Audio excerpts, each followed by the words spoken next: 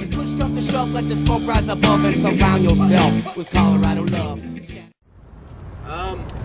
Obviously, we're here today in support of initiating Question 100. This is a measure on this year's ballot that will make adult marijuana possession the city's lowest law enforcement priority. Did you need my name? Yeah, I didn't think so. This city has been very clear about what they want from their city officials and their police department. We don't want adults being arrested simply for possessing small amounts of marijuana. We believe it's a waste of our city's resources, and we believe our city could be using those resources to worry about far more pressing issues such as violent crime, property damage, and so on.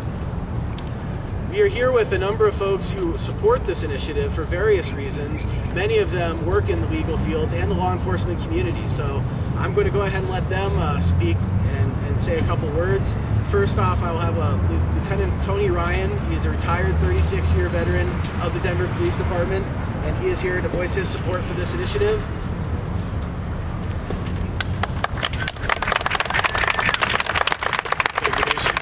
Good afternoon, everyone. I just want to say a couple of things. I've said it in this very spot before. We have better things to do, or the Denver Police Department has better things to do. And I have one question for the public regarding this issue. Do you not think that your police officers have better things to do with their time and your tax dollar to pick on people for something that is harmless? Far less harmful than what kept me employed for 36 years, which was alcohol. Alcohol took me to the violent crimes. Alcohol took me to the DUI accidents with fatalities. No one smoking marijuana ever generated a call for me of that nature.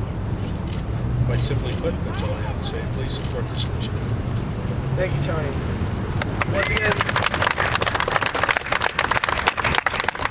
Tony Ryan from the Denver Police Department, retired officer. The next individual who is here to speak in favor of this initiative is currently serving as the Executive Director of the Colorado Criminal Defense Bar. This is Ms. Sandy Mullins.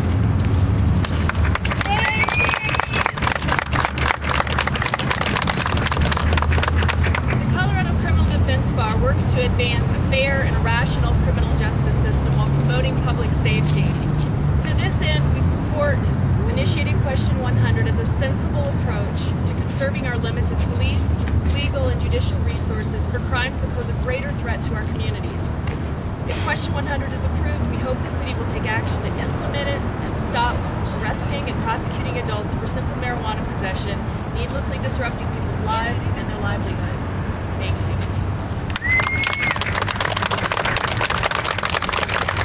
Thank you very much, Sandy.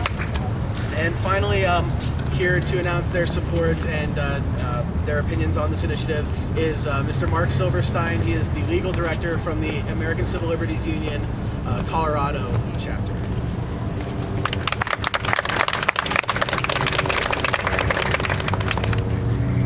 Around the country, the American Civil Liberties Union has often had to deal with civil liberties problems caused by the misplaced priorities that are the war on drugs. We support making marijuana enforcement the lowest enforcement priority for the Denver Police Department. I'd also like to add, I've been asked to address one specific issue. There have been persons in the Denver city administration who have been quoted in the media as suggesting that this measure, if passed, would be legally invalid and would be invalidated if it ever reached the Colorado Supreme Court. I've looked at those arguments. I disagree very much.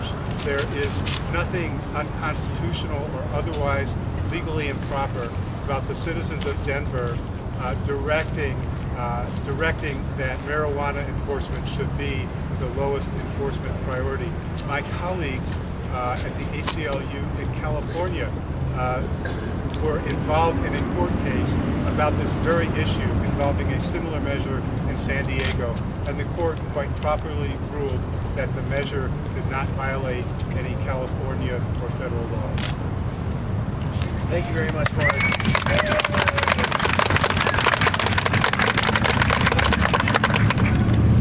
And finally, I'd like to just give a quick list of the other organizations who have officially endorsed this initiative in the last few days. They could not have representatives available today. That includes the National Lawyers Guild, the Rocky Mountain Peace and Justice Center, Progress Now Action, the Libertarian Party of Colorado, and the Green Party of Colorado. And we also have an individual here from Sensible Colorado, another marijuana and drug policy organization in the city who supports this initiative. And as we've mentioned, the Colorado Criminal Defense Bar, the ACLU, and a former Denver police officer.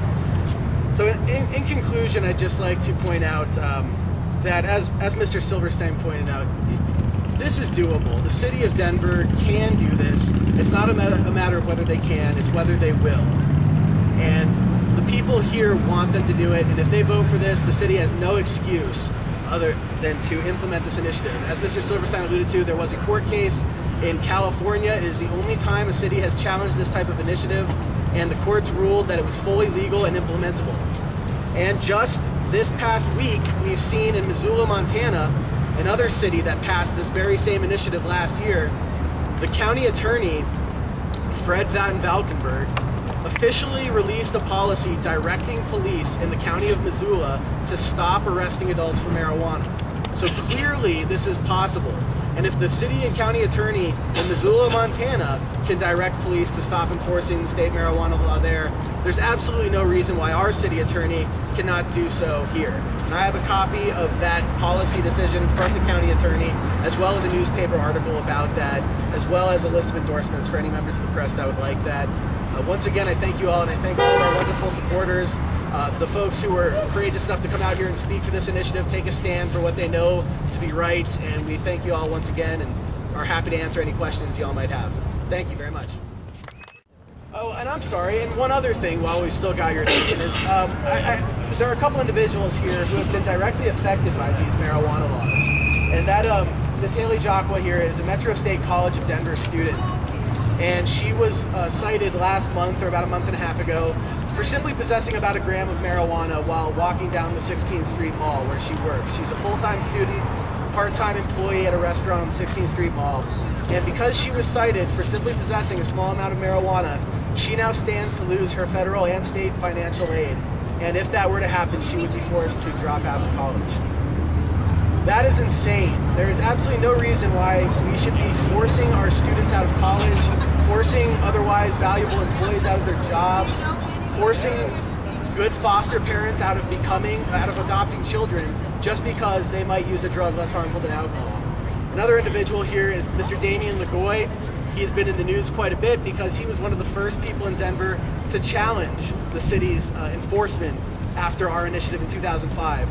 Mr. Lagoy suffers from HIV, AIDS, hepatitis C, and he has been incredibly strong throughout this whole process, fighting for what he believes the people of Denver voted for. And he was dragged through court by this city, by this prosecution, by our police department, simply for using marijuana, a drug that eases his pain and suffering that he is legally allowed to use under Colorado law. It's time our police respect the will of the voters and stop writing these citations. Mr. Lagoy's case was dropped after months of legal action. There's no need for them to even write these tickets and prosecute these cases if they're simply going to drop them. These individuals will be around, so if you'd like to talk to them as well, please feel free. Thank you.